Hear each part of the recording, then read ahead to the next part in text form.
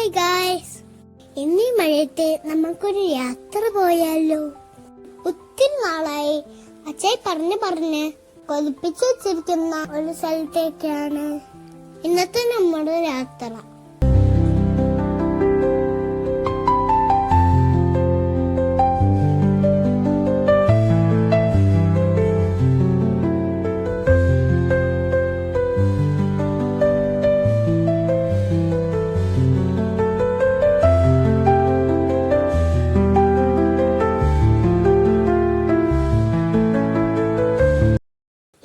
അവസാനിക്കുന്നത് ആ ക്ഷേത്രത്തിലാണ്. അതെ, അതാണ് പ്രസിദ്ധമായ ഇരിങ്ങോൾക്കാവ് ദേവി ക്ഷേത്രം.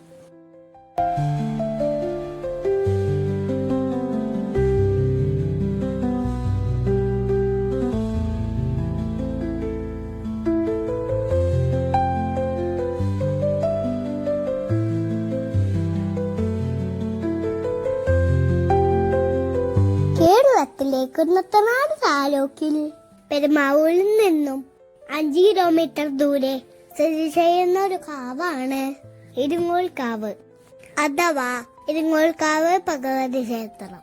ഹൈന്ദവ വിശ്വാസപ്രകാരം ജഗദീശ്വരിയും ആദിപരാശക്തിയുമായ ദുർഗാ ഭഗവതിയാണ് പ്രധാന പ്രതിഷ്ഠ.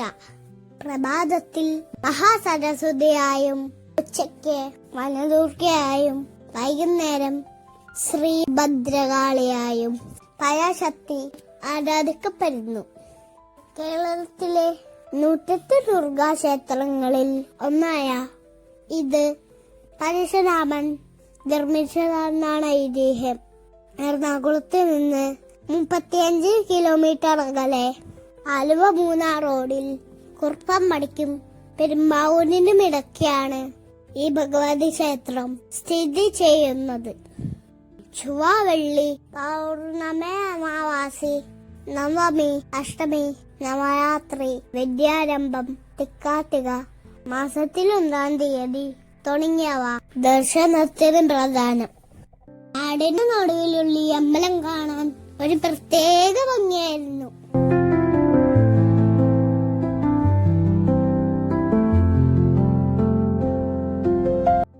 ക്ഷേത്രത്തിലെത്തുന്നതിന് മുമ്പേ മഴ എങ്ങോ മാറി നിന്ന് തന്നു. എന്തോ ഞങ്ങൾ ആദ്യമായി ഈ ക്ഷേത്രത്തിൽ ചെല്ലുകയല്ലേ, പാവങ്ങൾ ദേവിയെ സമാധാനത്തോടെ കണ്ടോട്ടെ എന്ന് കരുതിയിട്ടാവും.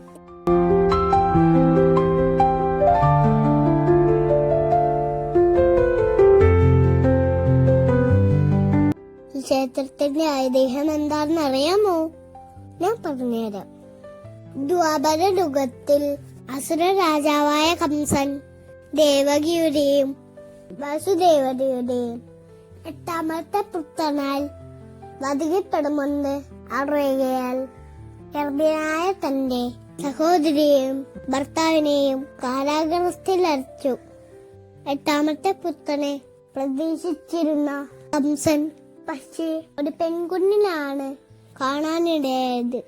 ദേവകിയും വസുദേവരും തങ്ങൾക്കുണ്ടായ ആൺകുട്ടിയെ ഗോകുലത്തിലെ നന്ദഗോപനും യശോദയ്ക്കുണ്ടായ പെൺകുട്ടിയുമായി കൈമാറിയിരുന്നു.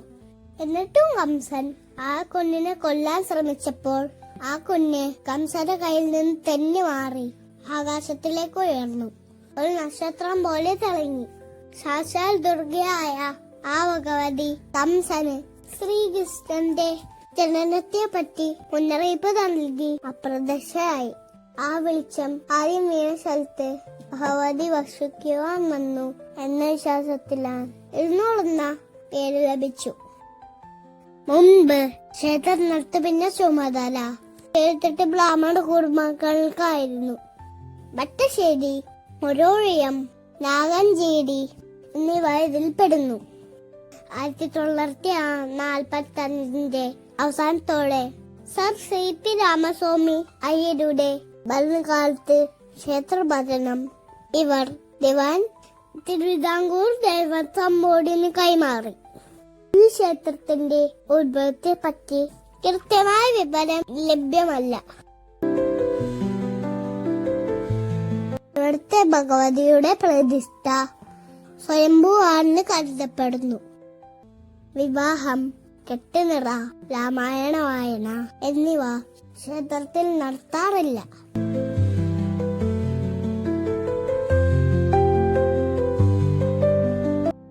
സുഗന്ധ പുഷ്പങ്ങളോ അവ ചൂടിരിക്കുന്ന സ്ത്രീകളെയോ ക്ഷേത്രത്തിൽ പ്രവേശിക്കാൻ അനുവദിക്കാറില്ല.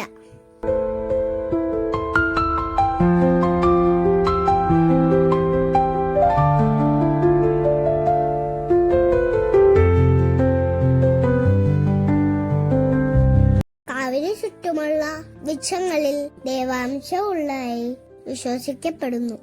അതിനാൽ ഇവിടെയുള്ള മരങ്ങൾ ഒരു കാരണവശാലും മുറിക്കാറില്ല. താഴെ വീണ് കിടക്കുന്ന മരത്തടി പോലും മറ്റൊരാവശ്യത്തിനായി ഉപയോഗിക്കാറില്ല.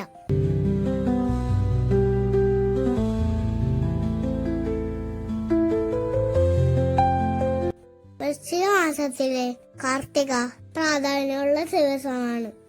ആ ദിവസം ഇവിടെ എത്തി പരാശക്തിയെ ദർശിക്കുന്നവർക്ക് ദീർഘായുസും ആഗ്രഹപൂർത്തിയും അവിവാഹിതർക്ക് മാംഗല്യ സൗഖ്യവും ഐശ്വര്യവും നൽകി ഭഗവതി അനുഗ്രഹിക്കും എന്നാണ് വിശ്വാസം.